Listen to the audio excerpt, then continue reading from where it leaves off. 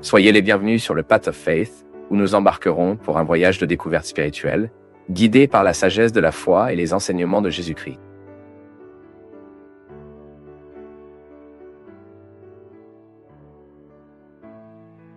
Et si un jour je vous donne des conseils, que vous identifiez comme contraires à ce que Dieu vous a révélé, s'il vous plaît, ne me croyez pas, parce que plus vous plongez dans votre spiritualité, plus vous devrez savoir ce que Dieu veut de vous, et vous n'aurez pas besoin de dépendre de ce que les autres vous disent.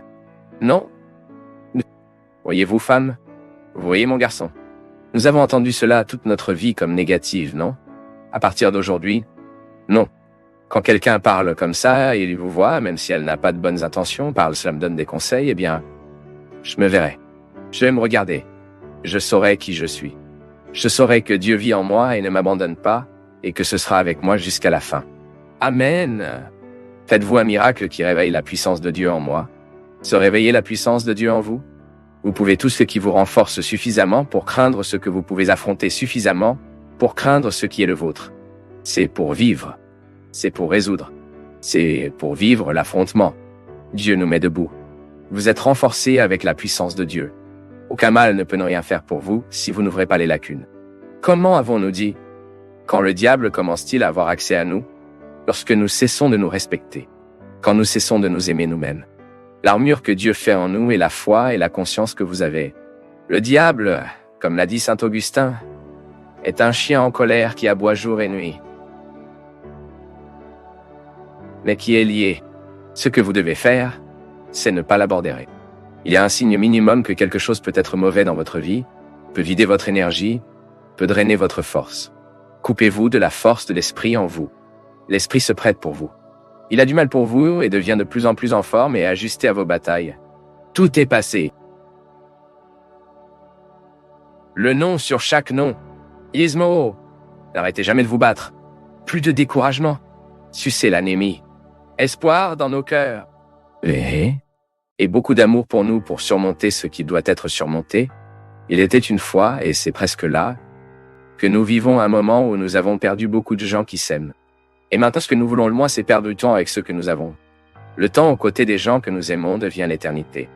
Partenaire prudent, cette vie est un train. Quand nous imaginons le moins, le moment vient. Mais même si nous ne le ferons pas, nous apprenons. Qui d'autre avez-vous pardonné dans la vie? Certainement qui vous avez le plus aimé. Vous n'avez pas à dire quoi que ce soit que vous me serrez dans mes bras sort de la porte. C'est la musique que j'aimais chanter à ma mère. J'ai eu le grand plaisir de m'allonger sur ses genoux et de le chanter. La pandémie a appris tant de gens que nous aimions. Et le seul moyen pour rendre justice à ce défi, qui est de perdre qui nous aimons encore plus que nous avons encore. Parce que la résurrection est cela. C'est nous de tourner le désir d'une capacité d'aimer que nous ne terminons jamais, jamais. Et c'est vrai, non? Nous parlons? Qu'avons-nous vraiment combattu lors de ce voyage? Je ne me souviens plus. Ensuite, la rancune qui est sur le côté, je me souviens. Non, nous voulons oublier. Parce que nous nous aimons, la plus grande richesse que nous puissions avoir dans la vie est d'aimer et d'être aimé. Le reste, nous trouvons un moyen. Mais quand nous manquons d'amour, nous ne pouvons même pas comprendre qui nous sommes. L'amour est ce qui nous éduque. Cela nous fait arriver au meilleur de nous, pour que l'autre atteigne également le meilleur de soi. Savez-vous qu'il y a des choses que je remercie le plus Dieu? C'est à chaque fois que j'identifie que quelqu'un a accès à l'autorité affective pour éduquer ce que je ressens. Ça arrive. Tout au long de notre vie, nous trouverons les gens qui éduqueront qui nous sommes. Parce que tout en nous devait être éduqué. Tout, absolument tout. Nous sommes nés, nous venons dans ce monde déterminé par l'égoïsme de notre condition. C'est inévitable. Vous ne pouvez jamais vous attendre à une solidarité d'un nouveau-né. Dans les premiers stades de la vie, la solidarité est une valeur que nous ne savons même pas comment décoder. Nous tournons autour de nos besoins. Il n'y a pas de problème. Nous devons attendre la maturité du cerveau pour enseigner les concepts. Mais un jour, quand vous avez commencé à avoir la première compréhension que votre mère se fatigue, que vous n'avez aucun problème à vous attendre un peu, qu'elle est dans la salle de bain, qu'elle apporte bientôt sa nourriture ou votre boisson, ne dites pas à un nouveau-né « Attendez que votre mère arrive bientôt ». Ne pleure pas, parce que ta mère vient déjà. Elle a besoin de résoudre certaines choses, mais maintenant. Puis il laisse le berceau et l'enfant est toujours là dans ce cri. Non, rien aux États-Unis ne peut être une réponse de solidarité dans la vie, au premier stade de la vie. Mais à un moment donné, avec un excellent moyen, sa mère disait « Ma fille, divisez cette poupée avec sa sœur. Ce que nous avons est plus beau lorsque nous divisons. Vous avez commencé à avoir les premières leçons sur votre capacité à partager ce que vous aviez. Diviser un jouet, divise un cookie. Quelqu'un a commencé à éduquer vos sentiments, vos compréhensions, et vous avez commencé à prospérer dans vos possibilités. Aristote avait tout à fait raison. Nous a même appris la philosophie chrétienne classique.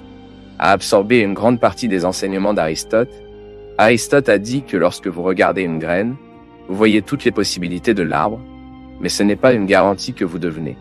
Vous devez mettre au bon endroit, favoriser, mettre dans les conditions idéales afin que les graines s'épanouissent avec toutes ces possibilités. Le christianisme en nous est la même chose.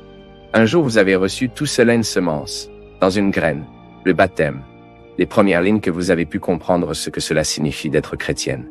Parce que si quelqu'un ne vous avait pas sorti de votre égoïsme, il est très probable que vous répétiez toujours tout l'état de l'individu. Le processus humain est toujours comme ça. Je laisse l'état de l'individu lorsque ma maturité cérébrale me le permet. La psychologie nous enseigne? Qui a déjà eu les contacts avec la philosophie de la psychologie du piège? Le développement du jugement moral? Comment pouvons-nous mûrir dans la vie lorsque les gens, selon nos possibilités de compréhension, nous mettent face aux situations qui nous enseignent? Piaget a déclaré d'une belle manière: la seule façon d'éduquer un enfant qui n'est pas encore en mesure d'avoir une complexité de pensée est de jouer. Les premières règles de vie que nous n'apprenons pas des discours moraux, nous apprenons en jouant. Il y a un espace pour être respecté pour le jeu, il y a des règles de jeu, c'était le premier contact que vous avez eu avec ce que vous comprenez aujourd'hui comme civilité. Quelqu'un était prêt à civiliser son âme, de l'individu à l'état de la personne. L'individu est celui qui ne se divise pas parce qu'il ne veut pas, parce qu'il ne peut pas. Et puis vous assimilerez les valeurs d'être une personne qui, selon la philosophie chrétienne juive, est une jonction des deux. Être une personne est celui qui a et ayant lui-même. Je ne peux vous donner que ce que j'ai avant moi. Si je ne possède pas ce moi, je vais à peine me donner de la qualité à quelqu'un.